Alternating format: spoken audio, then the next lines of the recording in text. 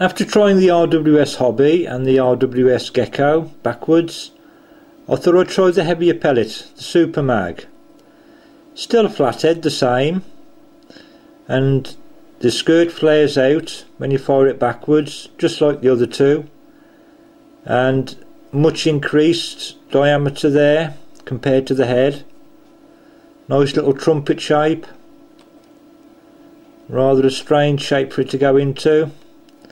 And as with the others, you could end up with some shrapnel, a donut shape there, rather flat. That's the remains of a skirt that was ripped off. That's the head it was ripped from. You can see the flat part, the original target end of the pellet.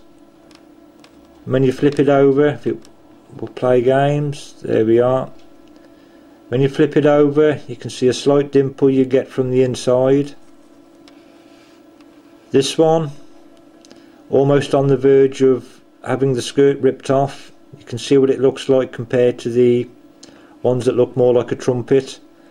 The edges are quite ragged. It's folded right over the head. And if you can flip it over, it's looking like a nasty piece of shrapnel there. That's another trumpet one. You can see the side on view, and this one has partly had the skirt ripped off, bit of shrapnel.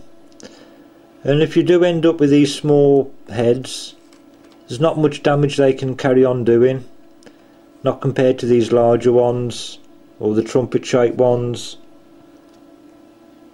And